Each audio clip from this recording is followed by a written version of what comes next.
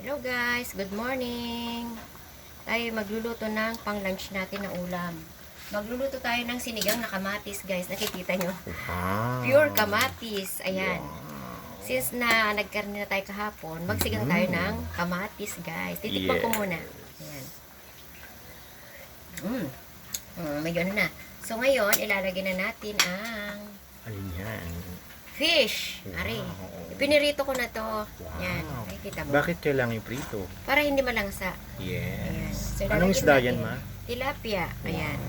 Very nice. So, ilalagay na natin ang tilapia. Saglit lang luto na. Pulo. Ayan. Yan. Ayan, yung ulo. Mm. Pinirito ko yan, guys. Yung isa, Then, pinakain ko na sa pusa, yung Yeah. buntot.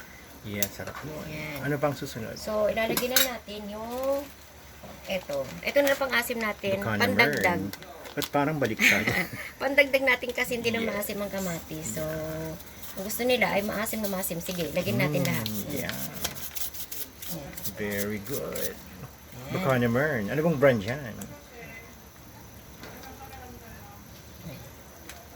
Anong Knorr. brand? Nor. So, pakukulan muna natin ng konti. And then, dadagdagan ko konti ng patis mamaya. Yes. Seasoning ng kaunti. Ayan. Babalik kami, guys. Babalik kami, guys. Ayan. So, itong dadagdag natin mamaya. Yung Ano yung nakalagay na dun, ma? Dalawa? Ano yun? dalawang sili. Yes. Siling panigang. So, ayan. Naglagay din tayo ng luya para hindi malangsa. Yeah. At saka, pag nagsisigang tayo, kailangan iprito ng bahagya para hindi Yes. malansa. Kasi Yun. malansa pag yung direkta. Yeah. Ayan.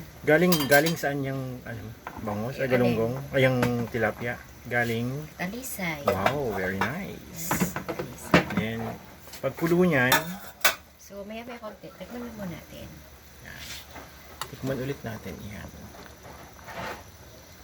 Yan, na konti. Tutok mo sa... Yan, guys. Ang sarap. Ang sarap ng asim. Yan, wow. Delicious. Diba?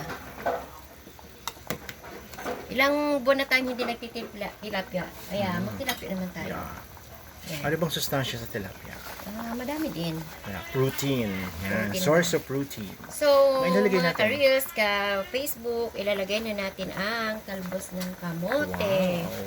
Parang igibabo lang ito kasi saglit lang luto niya. 1, 2, 3. Ooh, Ayan. parang nagmamagic si mama. Isa pa.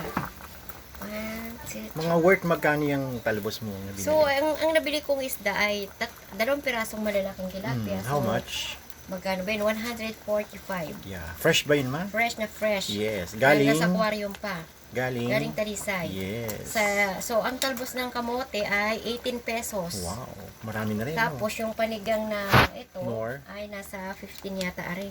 Yan. 15 pesos. Baka naman, nor. Saka yung siling, panigang, 4 piso. Eh, yung sibuyas. Sibuyas, mga 3 piso lang yun. At yung luya ay At luya, mga 5 piso. total of, Magkano? bahala na sila magkwenta. Oh, Kasi kwento sinabi mo na ko presyo din kanina, yan. di ba? Siguro 145, 50, 55, 65. Makakatipid ba sila kaysa magbibili sila ng lutong ulam o So, magluto? 170 lahat. Anong mas makakatipid? Bibili ng ulam o magluluto na lang? Magluluto. Kasi itong niluto ko, guys, ay maghapon na namin. At sigurado ka pa na Hanggang gabi. malinis at Ayan.